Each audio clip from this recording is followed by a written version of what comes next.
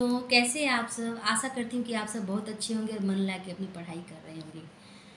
तो बच्चों, कल हम लोगों ने विशेषण के बारे में पढ़ा था कि विशेषण क्या है, उसके कितने प्रकार हैं। ठीक है बच्चों, तो आइए बच्चों स्टार्ट किया जाए। सर्वनाम क्या चीज़। ठीक है, हम सर्वनाम किसे कहते हैं।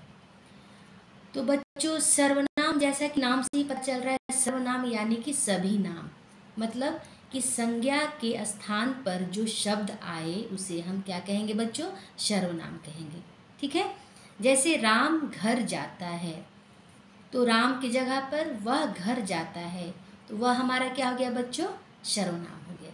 ठीक है, अब सर्वनाम की जरूरत क्यों पड़ी है हमें।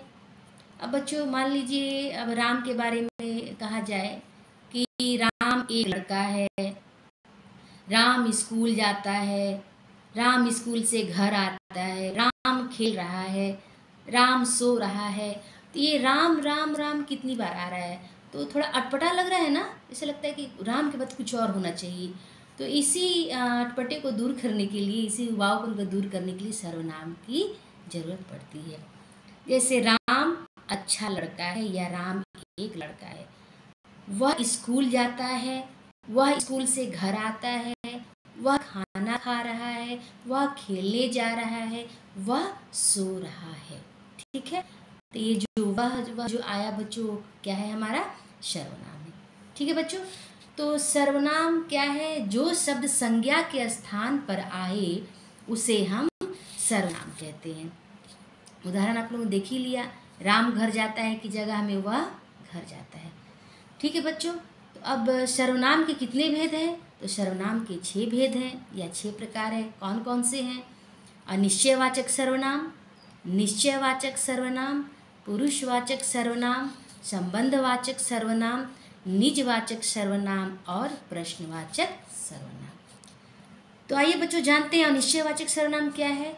जैसे किसी चीज़ की कोई निश्चित मतलब कोई निश्चय ना हो। ठीक है, जैसे कोई आया था, अब कोई भी मान लीजिए कोई भी हो सकता है, लड़का या लड़की या मामा या चाचा, कोई भी, मतलब कोई निश्चय नहीं कि कौन आया था। तो ये हमारा हो गया अनिश्चयवाचक सर्वनाम। अब निश्चयवाचक यानी इसमें निश्चित होता है कि कौन आया कौन गया, या मतलब जो भी हो। ठीक है, जैसे यह वह ये, यह कलम मेरी है, वह राम है, मतलब ये कन्फर्म है कि यह वो चीज़ है। ठीक है बच्चों, अब आइए पुरुषवाचक सर्वनाम। अब पुरुष में 3 होते हैं ना, उत्तम, मध्यम, अन्य। ठीक है, तो अब देखिए बच्चों, मैं उत्तम, तुम मध्यम, बाकी सब अन्य। ठीक है, ये आप लोगों को पता ही होगा, यानी मैं श्रेष्ठ, उसके बाद तुम, उसके बाद बाकी अन्य। तो मैं, तुम, आप, ये पुरुषवाचक के सर्वनाम के उदाहरण। ठीक है बच्चों, अब संबंधवाचक सर्वनाम।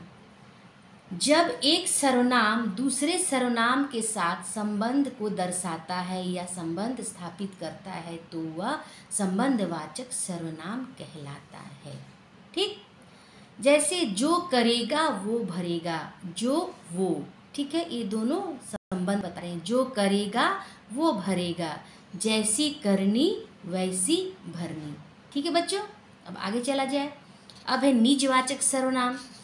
वो क्या है, जिस सर्वनाम में अपनेपन का बोध हो या अपनेपन जैसा प्रतीत हो उसे हम क्या कहेंगे बच्चों, निजवाचक सर्वनाम।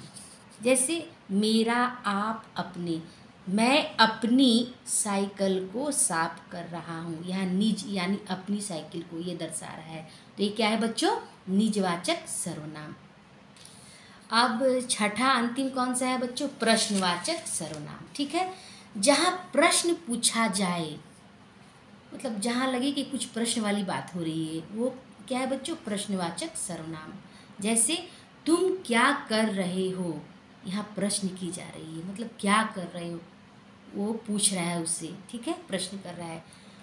तो बच्चों ये आज हो गया हमारा सर्वनाम। आई होप कि आप सबको अच्छे से समझ में आ गया होगा। तो बच्चों कैसा लगा आज का सेशन, प्लीज़ मुझे कमेंट करके बताएं, और अगर अच्छा लग रहा होगा तो प्लीज़ मेरा हौसला बढ़ाइए, लाइक कीजिए, मेरे चैनल को सब्सक्राइब कीजिए बच्चों। धन्यवाद।